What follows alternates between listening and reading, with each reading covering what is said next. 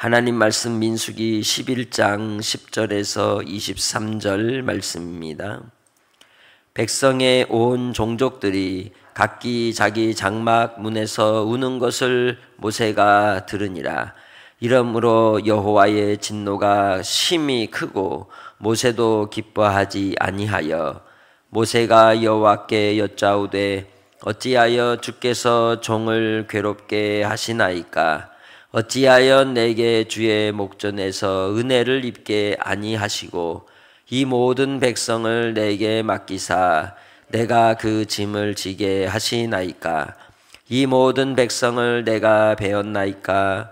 어찌 내가 그들을 낳았나이까? 주께서 내게 양육하는 아버지가 젖 먹는 아이를 품듯 그들을 품에 품고 주께서 그들의 열조에게 맹세하신 땅으로 가라 하시나이까?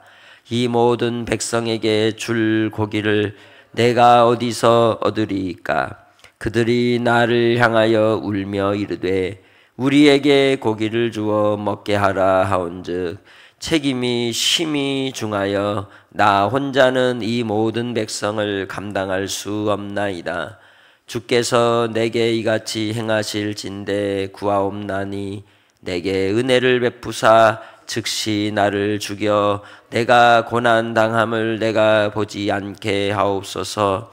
여호와께서 모세에게 이르시되 이스라엘 노인 중에 네가 알기로 백성의 장로와 지도자가 될 만한 자 70명을 모아 내게 데리고 와 회막에 이르러 거기서 너와 함께 서게 하라. 내가 강림하여 거기서 너와 말하고 네게 임한 영을 그들에게도 임하게 하리니 그들이 너와 함께 백성의 짐을 담당하고 너 혼자 담당하지 아니하리라. 또 백성에게 이르기를 너희 몸을 거룩히 하여 내일 고기 먹기를 기다리라. 너희가 울며 이르기를 누가 우리에게 고기를 주어 먹게 하랴. 애굽에 있을 때가 우리에게 좋았다 하는 말이 여호와께 들렸으므로 여호와께서 너희에게 고기를 주어 먹게 하실 것이라. 하루나 이틀이나 닷새나 열흘이나 20날만 먹을 뿐 아니라 냄새도 싫어하기까지 한 달 동안 먹게 하시리니 이는 너희가 너희 중에 계시는 여호와를 멸시하고 그 앞에서 울며 이르기를 우리가 어찌하여 애굽에서 나왔던가 함이라 하라. 모세가 이르되 나와 함께 있는 이 백성의 보행자가 60만 명이온데 주의 말씀이 한 달 동안 고기를 주어 먹게 하겠다 하시오니 그들을 위하여 양떼나 소떼를 잡은들 조카오며 바다의 모든 고기를 모은들 조카오리이까? 여호와께서 모세에게 이르시되 여호와의 손이 짧으냐? 네가 이제 네 말이 네게 응하는 여부를 보리라. 아멘. 원망한다는 것은 책임이 나에게 있지 않고 상대방에 있다고 돌리는 것이죠. 그리고 내게 없음에 대하여, 내게서 잃어버림에 대하여 그 부분을 핑계하는 그러한 태도에서 나오는 모습입니다. 우리의 현실 속에서 여러 상황들이 갖추지 못하고 또 이루지 못하는 그러한 현실이지만 그 현실 속에서 우리가 가져야 될 중요한 태도는 우선은 자족하는 마음인 겁니다. 있는 바를 족한 줄로 알 때 그 다음 우리가 앞서 나아갈 수 있는 길이 열어지게 되고 또 우리의 필요를 따라 우리가 노력하며 힘써 그것들을 구할 수 있는 것이죠. 이스라엘 백성들이 하나님께로 은혜를 입어서 애굽에서 나와 광야를 지날 때 하나님께서는 그들의 필요를 공급해 주시기 위해 하늘의 만나를 내려주셨습니다. 그것은 그들의 영양의 공급원이 되었고 그들이 하나님께로부터 구별된 거룩한 자들로서 먹는 것도 다르다는 것을 깨우쳐 주신 겁니다. 결국은 만나는 사람이 떡으로 사는 게 아니라 하나님의 입에서 나오는 하나님 말씀으로 산다는 것을 그들에게 교훈하시기 위함이며, 그 생명의 양식은 오직 하나님의 아들이신 예수 그리스도 우리 주님이심을 나타내 주시는 의미가 있는 것이었습니다. 그러나 그들은 과거에 먹었던, 과거에 그들의 입을 즐겁게 하였던 그 짜릿한 맛을 다시 갈구하며 그 마음을 놓지 못하는 현실 속에 있었던 것이죠. 그래서 그들이 모세에게 간절히 정말 애가 타는 심정으로 요구했던 것이 뭡니까? 우리에게 고기 줘라. 모세가 고기를 숨겨놨습니까? 아니면 고기를 키웁니까? 무슨 능력으로 모세가 고기를 주어서 먹을 수 있게 하겠습니까? 이스라엘 백성들이 광야에서 그들이 먹고 사는 문제에 대해서 그렇게 매달리는 것은 그것이 없어서가 아니라 그들이 하고 싶은 대로 살고자 하는 그 욕망을 채우지 못함 때문에 오는 불평과 불만이었던 겁니다. 본문 속에서 이 10절에 보면 모세가 하나님과 함께 하나님의 진노가 심히 크고 모세도 기뻐하지 않았다라고 얘기하고 있죠. 10절에 온 백성의 온 종족들이 각기 자기 장막문에서 우는 것을 보고 모세가 들었다고 얘기합니다. 이게 이스라엘 백성들 습성이었어요. 기분 나쁘고 섭섭하고 원망할 일이 생기면 장막문 앞에 앉아서 발로 땅을 막 이렇게 밀면서, 어린아기들 그렇게 하잖아요. 어린아이들 저도 어릴 때 많이 했는데, 그러면서 막 우는 거예요. 하나님 원망하면서 왜 안 주냐고, 빨리 내놓으라고. 그럴 때 여호와의 진노가 심히 크다고 얘기를 하고 있습니다. 그럼 진노가 임했나요? 다베라에 여호와의 불이 임할 때도 있었지만 지금 이 상황은 아직 진노는 임하지 않았으나 모세는 하나님의 진노하심을 보는 거예요. 지도자는 백성들이 보지 못하는 것을 봅니다. 백성들은 보지 못하는 게 엄청 많습니다. 듣지 못하는 것도 엄청 많습니다. 그래서 지도자의 해안과 그리고 또한 그 길을 따라가는 지혜가 필요합니다. 모세가 그래서 그 모든 일들에 대하여 기뻐하지 않았던 겁니다. 왜냐하면 모세는 하나님의 뜻을 따라서 부름을 입었고 호렙산의 여호와의 불 가운데 하나님께서 그를 부르신 부르심의 뜻이 무엇인지를 알며 눈앞에 보이는 현실의 문제 속에서 매일 수 없어 저 가나안 땅을 정복하고 이스라엘 백성들이 나라를 세우기까지 그가 맡은 사명을 이루어야 했기 때문인 것입니다. 11절에 모세가 너무도 괴로워 하나님께 말씀을 드리는 겁니다. 어찌하여 주께서 종을 괴롭게 하십니까? 어찌하여 내게 주의 목전에서 은혜를 입게 아니하시고 이 모든 백성을 내게 맡기사 내가 그 짐을 지게 하시나이까? 모세도 뭐하고 있어요? 원망하는 모습으로 나타내고 있는 거죠. 그러나 모세의 기도는 원망의 기도가 아니라 문제를 해결하고 그리고 그 가슴의 비통함을 지금 부르짖고 있는 겁니다. 원망과 부르짖음은 다른 거예요. 부르짖음은 하나님을 신뢰하는 자에게서 나타나며 그 부르짖음을 통하여 하나님의 뜻을 구하고 하나님을 의지하는 결과로 가게 되는 겁니다. 그러나 원망은 하나님께로 향하지 않습니다. 당장의 눈앞에 보이는 현실의 문제를 해결하면 끝입니다. 하나님도 수단일 뿐입니다. 예수의 이름은 그저 진이와 같이 이거 해줘 하면 해줘야 될 이름일 뿐인 것이죠. 여러분에게 예수님은 어떤 분이십니까? 나의 생명을 구원하시고 영원한 생명을 주셔서 하나님의 나라로 이끌어 인도하여 주신 우리 주님이라고 고백하면서도 나의 삶의 작은 문제들 속에서 탓하고 원망하며 주저앉아서 발을 동동 구르고 있는 우리의 모습은 아니냐는 겁니다. 11절에 그래서 이 모세는 하나님 앞에 부르짖어 구하는 겁니다. 백성들의 그 짐이 너무도 내게 무겁습니다. 주님 내게 은혜를 다시금 입게 해주시기 원합니다라고 구하고 있는 겁니다. 반대로 보십시오. 반대로 보면 내가 괴롭고 내가 힘든 것은 주의 은혜를 사모함이며 백성들의 그 원망과 탄성이 내가 너무도 그로 인해 두렵습니다 라고 얘기하는 겁니다. 백성들이 나중에 심지어는 어떻게 합니까? 제자 이 모세를 향하여 돌을 들어 죽이려 하지 않습니까? 생명의 위협까지 받는 그런 상황이었기에 그가 하나님 앞에 탄원을 하고 있는 겁니다. 12절, 이 모든 백성을 내가 베었나이까? 어찌 내가 그들을 낳았나이까? 주께서 내게 양육하는 아버지가 젖 먹는 아이를 품듯 그들을 품에 품고 주께서 그들의 열조에게 맹세하신 땅으로 가라 하시나이까? 하나님께서 주의 일을 이루실 때에 하나님께서 일하시지만 그 일을 위하여 사람을 부르시고 일꾼을 세웁니다. 그런데 그 일꾼에게 더하여 고난도 주시고 무거운 짐도 주시더라고요.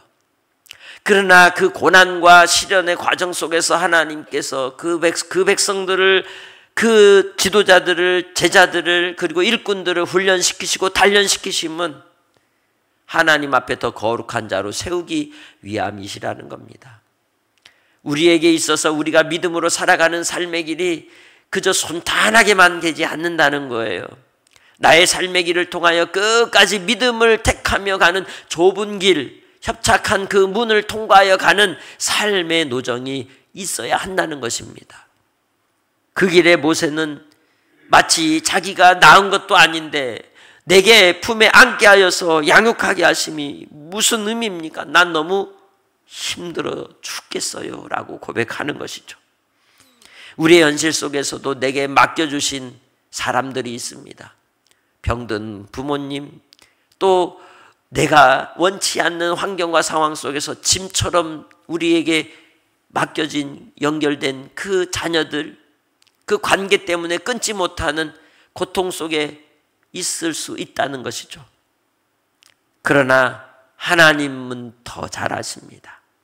하나님께서는 그 끈이 아니면 우리가 하나님 앞에 반드시 서지 못하기 때문에, 하나님께 매달려 부르짖지 못하기 때문에 나의 심성을 누구보다 잘 아시는 하나님이 붙여주실 때가 있다는 겁니다. 아버지의 마음을 그럴 때에 알게 되는 겁니다. 모세는 하나님 아버지의 마음을 알아가는 것이죠. 백성들의 원망과 원성과 그리고 하나님을 향한 배반의 태도 속에서 모세는 더 하나님을 깊이 알게 되는 겁니다.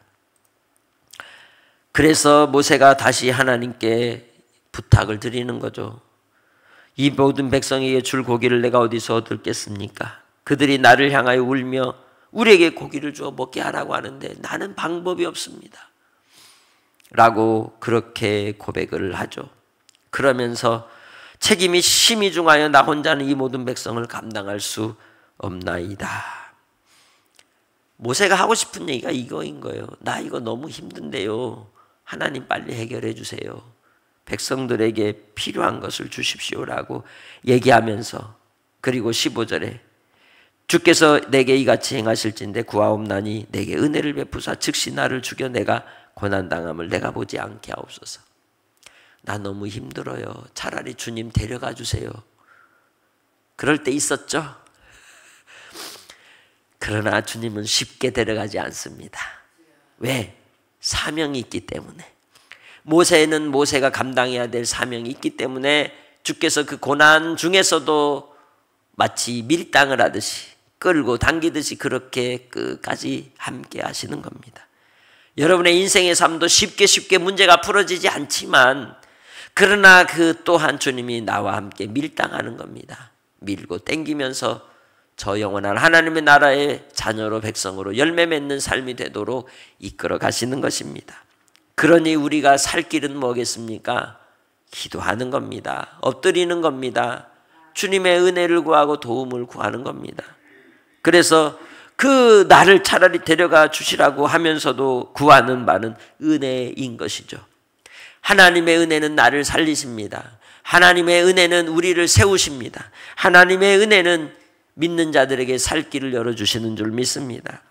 그래서 하나님께서 모세에게 그의 짐을 나누어 줄 수 있도록 백성의 장로와 지도자들이 될 만한 자 70명을 세워서 그들에게 역할을 맡기게 하시고 그 일들을 위해서 성령을 부어주심으로 그들이 동역이 되도록 해 주십니다. 문제가 있을 때 그 문제를 원망의 태도가 아니라 하나님께 가지고 나가면 길이 있다는 거예요. 방법이 있다는 거예요. 그래서 조직을 만들고 시스템을 만드는 것도 하나님의 방법이고 지혜라는 겁니다. 꼭 우리가 기도해서 응답받은 문제 속에서 하나님이 마치 신비적인 방법으로 해결하는 길이 꼭 길이 아니라는 거예요. 사람을 통해서도 일하시고 현대적인 사회 속에서의 방법으로도 하나님은 역사하여 주신다는 겁니다. 그러기에 주님의 은혜를 구할 때마다 하나님께서 주시는 지혜로 행하는 성도들이 되시길 바랍니다. 그리고 하나님께서 그 백성들의 원망의 소리에 대하여 응답을 주시는데 하나님께서 그들에게 고기를 주겠다는 거죠.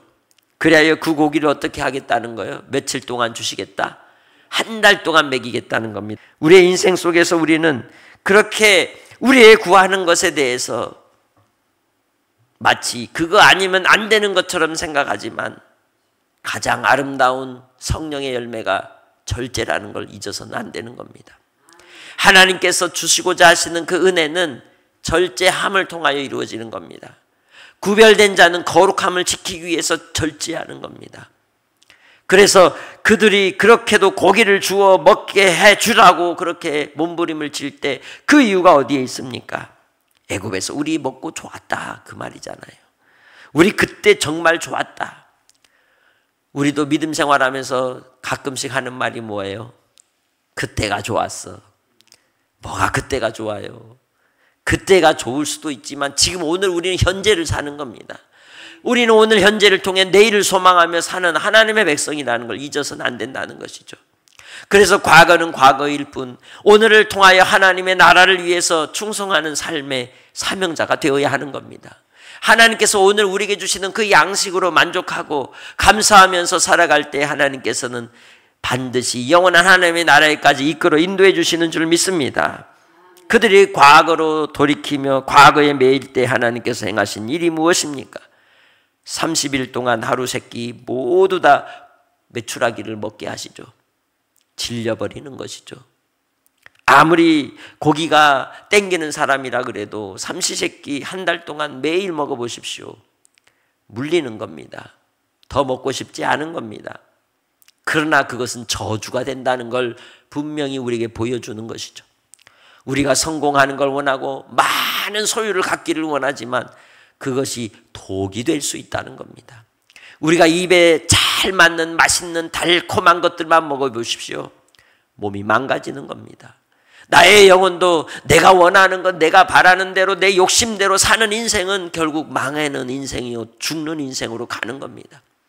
그러기에 우리는 하나님의 뜻을 구하고 하나님이 무엇을 기뻐하시는지에 초점을 맞추어 절제하며 경건함과 거룩함으로 주님 앞에서 나 자신을 처복종시키는 삶으로 하나님께 드리는 믿음의 성도들이 되시기를 주의 이름으로 축복합니다. 모세가 하나님의 방법을 알지 못하기에 어떻게 하시려고 하십니까? 라고 묻지만 결국은 하나님께서 이 모든 일을 내게 응하는 여부를 보여주겠다고 말씀합니다. 하나님의 말씀은 능치 못함이 없으신 겁니다. 그러기에 우리가 주의 말씀을 입술에 담고 사는 성도들이 되시기 바랍니다. 마음의 말씀을 지키시길 바랍니다. 그럴 때 우리는 하나님의 은혜 아래 지킴을 받게 되는 거예요. 인생의 무거운 짐 속에서도 버티어 나아갈 수 있는 겁니다. 하나님이 주시는 지혜로 살아갈 수 있게 되는 줄 믿습니다. 하나님이 나를 부르실 때까지 우리는 이 땅에서 살아내야 하는 겁니다. 믿음으로 살아가야 하는 겁니다. 바울 사도가 그리고 많은 믿음의 선배들이 달려갈 길과 주님께서 맡겨주신 사명을 위하여 자기 생명을 조금 더 귀한 것으로 여기지 않고 나아갔던 것처럼 우리도 나를 통하여 하나님이 이루실 그 복음의 역사 그리고 영원 구원의 역사, 영생을 위하여 의를 위하여 살아가는 자로 끝까지 인내하는 믿음의 성도들이 되시길 바랍니다. 오늘 하루도 그 삶을 통하여 하나님께서 복된 은혜로 우리를 책임져 주실 줄 믿습니다. 하나님 아버지 감사합니다. 이 땅의 인생의 시련 속에서도 끝까지 주님을 바라보고 따라가기 원합니다.